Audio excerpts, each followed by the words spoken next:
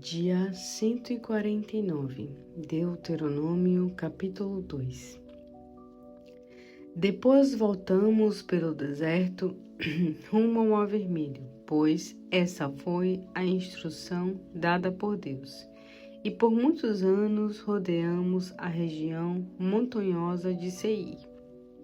Então o Senhor me disse: já faz bastante tempo que vocês estão caminhando ao redor destas montanhas. Agora sigam para o norte e dê esta ordem para o povo: vocês terão de passar pelo território dos Edomitas, seus parentes e descendentes de Esaú, que vivem em Seir. Eles terão medo de vocês. Todavia, muito cuidado. Não provoquem uma luta contra eles, porque não darei a vocês nenhum palmo daquela terra. A Esaú dei a região montanhosa e de Seir por herança. Vocês pagarão com dinheiro pelo alimento que comer e pela água que beberem. Pois o Senhor, o seu Deus, os tem abençoado em tudo o que vocês têm feito. Ele sabe que andaram por este grande deserto e o Senhor, seu Deus, tem estado com vocês nesses 40 anos e vocês não tiveram falta de nada. Assim, passaram ao redor dos nossos irmãos, os descendentes de Esaú, que habitam em Seir. Atravessamos a estrada de Arabá em direção a Elate e de Ezion-Geber, virando depois para o norte pela rota do deserto de Moabe. Então o Senhor me disse: não ataquem os moabitas em combate, pois não darei parte alguma da sua terra. Eu já dei essa região de Ar aos descendentes de Ló. Antigamente, os Emins moravam naquela região, um povo forte e numeroso, gigante como os Enaquins. Como os Enaquins, eles também eram considerados refaíns, foram os moabitas que lhes deram o nome de Emins. Em tempos passados, os honreus viviam na região de Seir, mas foram derrotados e exterminados pelos Edomitas, descendentes de Esaú, que habitaram o seu lugar, assim como os israelitas, com a terra que o Senhor lhe deu. Agora levantem-se, atravessem o ribeiro de Zered. Assim atravessamos o ribeiro de Zered. Passaram-se 38 anos desde que saímos de Cádiz Barneia e atravessamos o ribeiro de Zered, até que toda aquela geração de homens de guerra morresse no acampamento, como o Senhor havia jurado a eles. A mão do Senhor foi contra eles até que finalmente foram completamente eliminados. Depois que todos os guerreiros do povo tinham morrido, o Senhor falou comigo.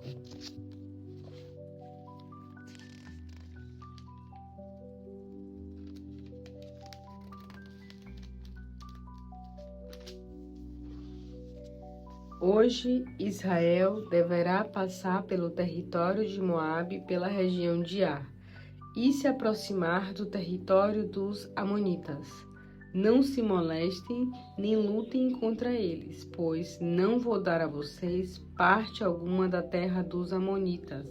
Essas terras, desde os descendentes de Ló. Essa região também era considerada a terra dos Refaíns, que habitaram ali no passado. Eles eram chamados de Zanzunins pelos Amonitas.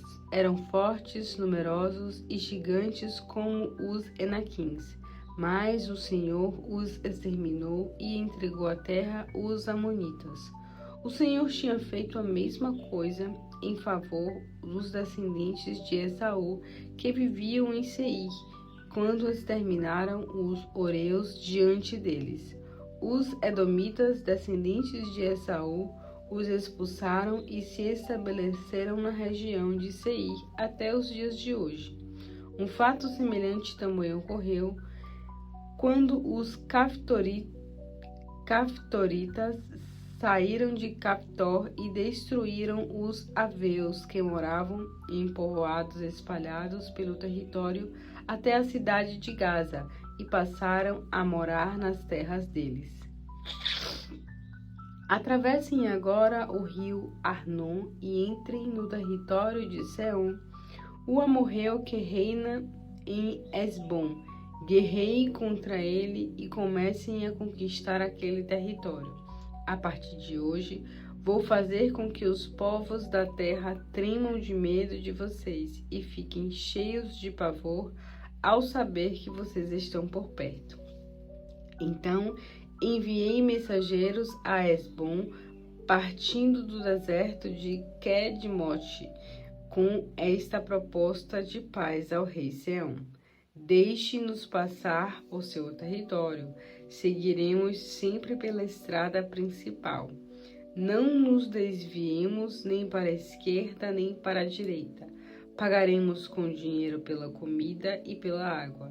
Tudo o que queremos é a permissão para passar a pé, como fizemos os edomitas que habitam na região de Seir e os moabitas que habitam em Ar. Precisamos desta licença para chegarmos ao nosso destino. Temos de atravessar o rio Jordão e tomar posse das terras que recebemos do Senhor, o nosso Deus. Mas Seom, rei de Hesbom, não quis nos deixar passar. Isto porque o Senhor, o Deus de vocês, fez com que ele ficasse com o coração duro e rebelde, para entregá-lo nas mãos de vocês, como de fato aconteceu. O Senhor me disse: estou entregando a você o território do rei Seom. Comece a conquistá-lo e tome posse da terra dele. Ela será para sempre de Israel. Então o rei Seom saiu ao nosso encontro para a batalha em Jaza, ele e todo o seu exército. Mas o Senhor, o nosso Deus, entregou a nós e os derrotamos, a ele e aos seus filhos e a todo o seu exército.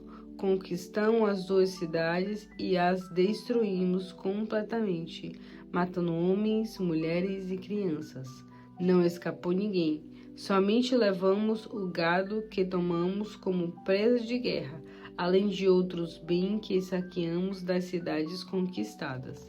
Conquistamos desde Aroer, junto ao rio Arnon, e a cidade que fica no mesmo vale, até Gileade. Não houve cidade com muros altos demais para nós, pois o Senhor, o nosso Deus, entregou-nos todas elas. Contudo, das terras dos amonitas não nos aproximamos, nem da terra ao longo do ribeiro de Jaboque, nem das cidades da região montanhosa, ou seja, ficamos fora de todos os lugares que o Senhor, nosso Deus, nos havia proibido. Salmos capítulo 83. Ó Deus, não fique em silêncio, não se cale nem fique parado. Os seus inimigos se agitam, os que odeiam o Senhor se reúnem cheios de orgulho. Fazem planos astutos para destruir o seu povo, preparam projetos para acabar com a sua nação escolhida. Eles dizem: vamos riscar Israel do mapa, vamos apagar este povo da memória dos homens. Eles todos concordam quanto aos planos de guerra e fazem um tratado de cooperação contra o Senhor. Tanto os edomitas, os ismaelitas, os moabitas e os angarenos, os soldados de Gebal, Amon e Amaleque, os filisteus e o exército de Tiro. Além disso, a Assíria se uniu a eles com os povos descendentes de Ló para ajudar os seus inimigos. Destrói essa gente como destruiu os medianitas, como destruiu o exército de Sísera e Jabim no riacho de Quizon, como derrotou seus inimigos em Endor, onde os corpos dos soldados mortos serviam de adubo para a terra. Faça aos seus generais o mesmo que fez a Oreb e Zeeb. Destrua os príncipes do inimigo, como fez com Zebá e Zalmuna, que disseram: vamos ficar com as terras que pertencem a Deus. Ó meu Deus, sopra esses inimigos para longe como folhas levadas pelo redemoinho, como palha carregada pelo vento, assim como o fogo que queima a floresta e as lavaredas incendiam os montes. Persiga os inimigos com suas tempestades e faça com que sintam medo dos seus furacões. Derrote essa gente completamente. Deixe os seus inimigos envergonhados até que busquem o seu nome, Senhor.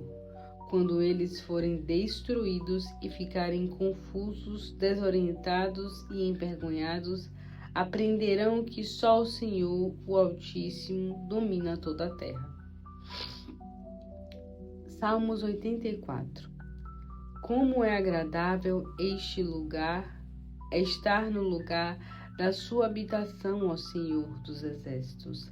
A minha alma suspira, sente muita saudade do templo do Senhor. Meu coração e meu corpo vibram de emoção quando me aproximo do Deus vivo. Os pardais e as andorinhas fazem seus ninhos para proteger seus filhos perto dos seus altares, ó Senhor dos exércitos, meu Rei e meu Deus. Como são felizes as pessoas que frequentemente estão na sua casa louvando o seu nome sem cessar. Como são felizes as pessoas que fazem do Senhor a sua força e resolvem em seu coração seguir os retos caminhos de Deus. Elas são capazes de transformar lugares secos em fontes de água, de transformar tristezas e sofrimentos em alegrias e bênçãos, em lugares cobertos e flores e frutos como as primeiras chuvas. Sempre que surge uma dificuldade, elas recebem a força de Deus, vão sempre ao templo em Sião para adorar o Senhor. Ó Senhor, Deus dos exércitos, ouça a minha oração. Ouça, ó Deus de Jacó. Olha, ó Deus, que é o nosso escudo, trate com bondade o seu ungido. Mas vale passar um dia no seu templo que viver 1000 dias em qualquer outro lugar. Prefiro ficar humildemente à entrada da casa do meu Deus a viver nas casas dos maus. Pois o Senhor Deus é o nosso só e o nosso escudo. Ele nos dá a sua graça e a sua bondade e nunca deixa faltar coisa alguma aos que andam nos seus retos caminhos. Ó Senhor dos exércitos, como são felizes aqueles que confiam no Senhor. Isaías. Retornarei para o capítulo 29. Isaías 29. Ai de Jerusalém, Jerusalém, a cidade onde viveu Davi. Ano após ano, seus moradores realizam festas religiosas nas datas marcadas, mas vou mandar um terrível castigo sobre ela. Todos vão chorar e lamentar muito. Jerusalém será exatamente o que significa o seu nome, Ariel, um altar coberto de fogo. Eu mesmo serei seu inimigo.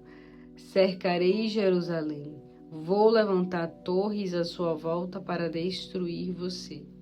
Quando você tiver sido derrubada e misturada com a poeira, a sua voz se fará ouvir, como se fossem espíritos cochichando e murmurando com fantasmas.